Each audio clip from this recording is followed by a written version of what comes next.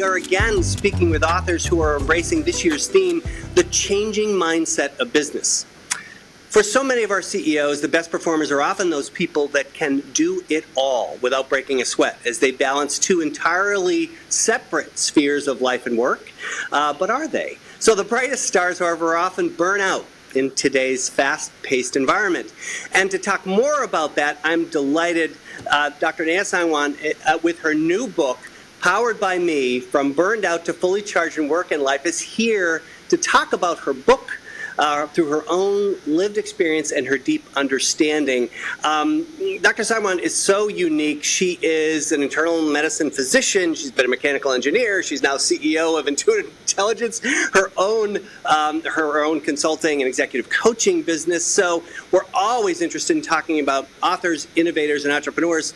And Neha, you're all three. So tell us a little bit about Powered by Me. How did you experience burnout, and what is it? Yeah, I mean, isn't that the big question globally? We're in this global overwhelm, and I think we just got to demystify this a little bit. So what is burnout? Burnout is a triad. So the way it's described in the research, it's a triad of physical, mental, emotional exhaustion. That goes on for quite a while before the second piece comes in, which is cynicism, where you start to have these thoughts that sound something like some version of, it doesn't really matter how hard I work. It really isn't going to make a difference. And that's almost like an undertow with you, which then tells you you're heading down a place where you're not getting out of this, right? That level of exhaustion. Now, the other thing that happens when people get cynical is even though they're disconnected, they want to be social, they want to connect to others, they start depersonalizing and distancing themselves from others so that they can conserve their energy. They start behaving in ways that they're cutting corners, even if they're not somebody who cuts corners. But it's literally for survival biologically that they start doing this. And the third piece of the triad is when literally they become ineffective. So they're unable to do whatever it is that they're trying to do. So it's exhaustion, cynicism, and ineffectiveness that are the triad of burnout. And a big mistake people make is blaming the person who's burning out. Right. Because that's not it. In fact, people who burn out are usually your highest performers. They're the ones who are trying to get so much done that they have outsmarted their own biology. They're not even listening when all the signals are coming in. So they're the ones who have pushed through themselves so much that now they've hit a wall of ineffectiveness. So that's the short version of what burnout is. And then me, you asked how did I experience this? Nearly 20 years ago, I was a hospital physician, meaning someone comes into the emergency room, they get admitted to the hospital for pneumonia, heart attack, stroke, whatever it is. I'm the doctor who carries them through their stay. So really high intensity. Everybody's so sick. We had 18 patients each. Wow. Hospital doctors. So you can imagine it's not just the patients, it's the nurses paging, it's the family that needs to talk to you. You need to update and communicate, right? And you have to communicate with your colleagues. So anyway, that day, someone had called out sick. And one way that healthcare keeps budget is they don't really create a backup plan. So there's no backup when people are sick. Or you just do more. You just do more and you divide it out. You keep dividing it out. So that day I took the Alpha pager, which is air traffic control for all incoming admissions from the surrounding hospitals and my 18 patients. And I remember at 11 a.m., having only seen 2 out of the 16 patients, looking at the nurse and saying, "Hey, Nina, could you please give 40 milliequivalents of IV potassium to the gentleman in 636? And she looked at me and said, "Dr. Sangwan, are you okay?" And it was my first indication that I might not be. Wow. I said, "Yeah, why?" And she said, "That is the 4th time you've asked me that question, that same question in under 5 minutes. Wow. And I've answered you every time." Wow. And so for me, I literally hit the brick wall of not even realizing that I was being ineffective. That was the first time I noticed it. So the people who burn out are the ones who have gotten really good at pushing through their biology, making it over deadlines, and they're missing all the early cues. One of the things that I particularly enjoyed about Powered by Me is you really do make the reader understand that they need to partner with their body, which is, I think, a theme that comes up again and again. And I felt reading this, and I know everybody will, as if you were talking to me. Because you're saying, this might not happen to everyone, but I'm going to break this down into these 5 fundamental levels of energy. I want you to think about it this way. And so talk about a little bit for hard-charging entrepreneurs and our CEOs who are watching video after video, TED Talk after TED Talk, about this never not working culture.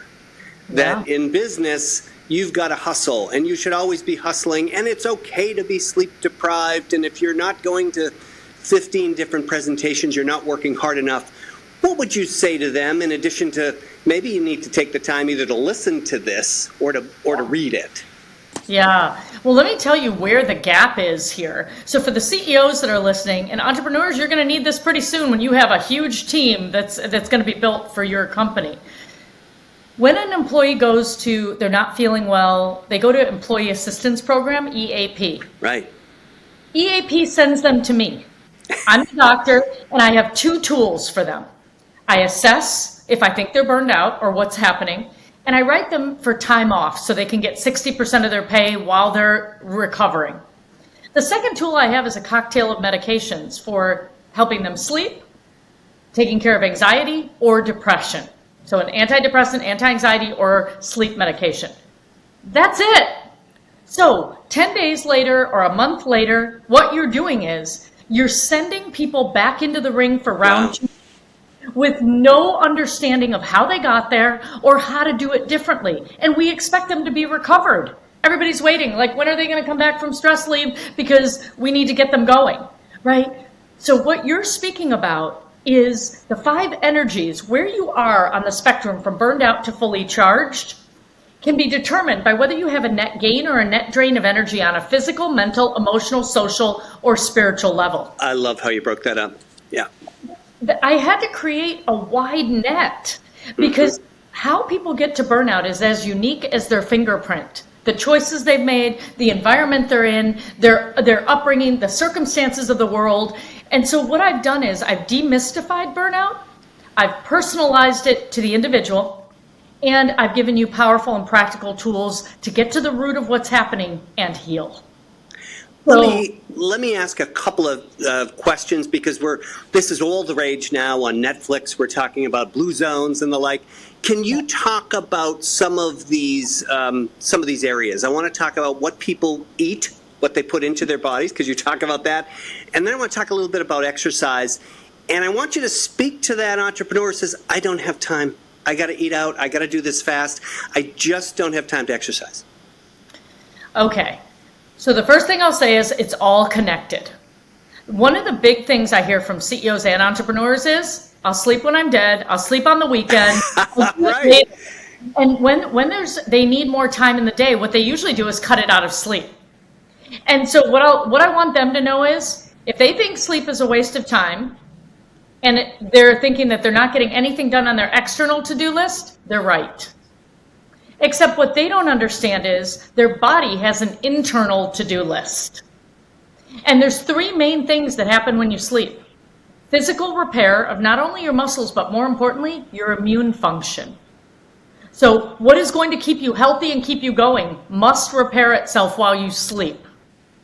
Number 2, integration and memory consolidation, so you can take in and retain everything you've absorbed that day.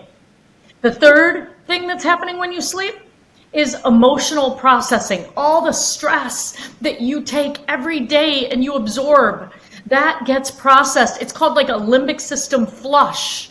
And if you start cutting out sleep, the first thing that your body will focus on is what? What do you think? Physical repair, memory consolidation, or emotional processing? Right? Almost all three. You're going to be bad at all three. It will prioritize emotional processing, and it will let go of physical repair and memory consolidation. You're going to start forgetting things. You're going to get sick. You're going to catch COVID. You're going to do something that's going to knock you out. So this food, you said food and movement. I'm telling you it's all connected, because I want you to know that you would never ask a high performance race car to run on jam or jelly in its tank. And so the quality of fuel that you're giving your body determines the clarity of your thinking. It determines how much energy you have. It determines whether you can go on that run or go on a walk and have the energy. Now, movement. Why movement is so important? You have something called ATP, adenosine triphosphate. That's the energy currency of your body. When you work out, adenosine splits from 3 phosphates, and adenosine goes up to your brain and helps you sleep better at night. So your movement is connected to your energy that you got from what you ate, whether you feel like you can move. And when you move, you sleep better. So wherever you start making a positive shift, it's going to affect all the other places. So it's a win-win. And I got to say, on the flip side, whatever you're not paying attention to is also affecting the others. I also like where you take the reader towards the end and that spiritual energy, helping people understand big picture. You got here for a reason. Yep. Is it because you're trying to suss out, why do I matter? What are the things that I'm trying to navigate? Can you talk a little bit about how someone walking through this book can use what they've learned to assess that level of energy? Yeah, so I think spiritual energy is, but you might be thinking, why is she talking about spiritual energy in a book that's on business? Because it's the most fundamental level of everything else. It's about what matters most to you. What moves you? What inspires you? What do you value? Once you understand, just like for your company, you have a company purpose, you have company values. What is it that are the guidelines when you have to make complex decisions?